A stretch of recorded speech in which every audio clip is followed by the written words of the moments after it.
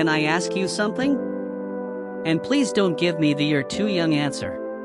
When have I ever given you that answer? Kabir, fire away. What's bothering you? We were reading about the Dasavatara in school today. The 10 avatars of Vishnu. The teacher said whenever evil takes over, God takes a physical form to smash it. Like Matsya the fish saving the world, or Narasimha tearing apart a tyrant king. Yes, the cosmic reset buttons. It's a beautiful part of our theology.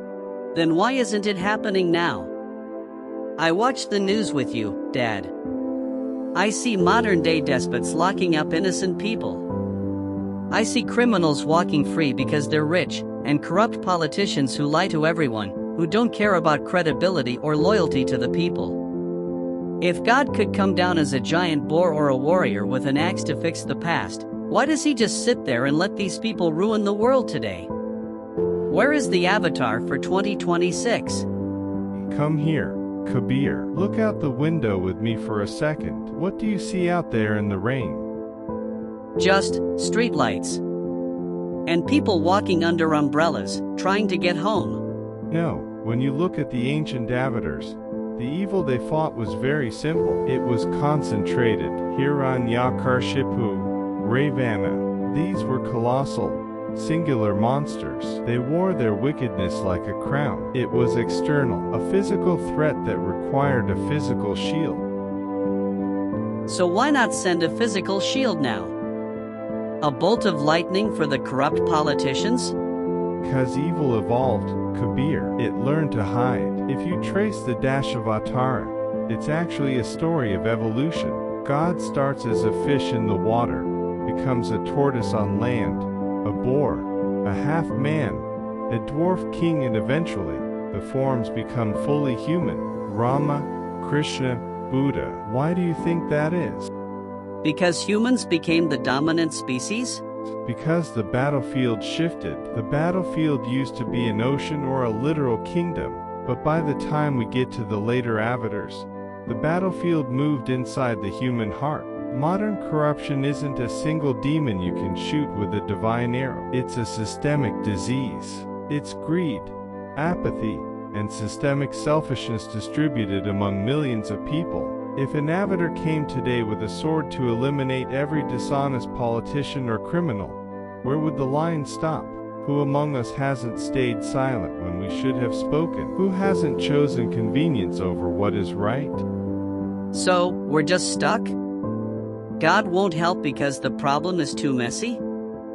That feels pretty hopeless, Dad. Not hopeless at all. It just means we are looking for the wrong kind of avatar. In the Kali Yuga, the age we live in now, the divine doesn't descend as a single superhero to do the work for us. The divine manifests differently. How? Think about it. When a dictator is overthrown, or a corrupt system is exposed, how does it actually happen? Is it a magical miracle from the sky? No. It's usually journalists exposing the truth, or thousands of ordinary people protesting in the streets, demanding change. Exactly. In our era, the avatar isn't a singular person on a white horse.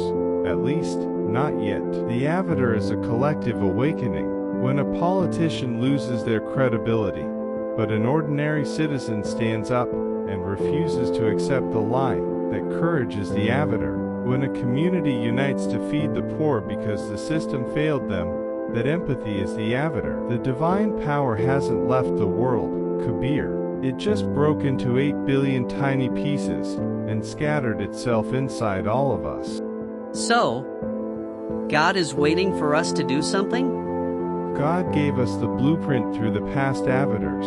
Matsya taught us to preserve life. Karma taught us patience. Rama taught us duty. Krishna taught us to fight for justice even when the odds are messy. Now, it's our turn to use those tools, to expect a divine entity to clean up our world while we sit on the couch watching the news. That's not faith, Kabir. That's just outsourcing our own responsibility. I guess it's a lot harder to be an avatar yourself than to just wait for one to show up. Incredibly hard. It takes loyalty, credibility, and a lot of quiet bravery. qualities that the despots you're worried about will never understand. They want power over others. The path of the Avatar is about power over yourself. Okay. No more complaining about the news. Next time I see something broken, I'll ask what piece of the shield I'm supposed to be holding. That's my boy. Now, come on, your mom made dinner, and if we don't get to the table soon, we're going to face a very real, very physical wrath. An avatar of hunger. Exactly. Let's go.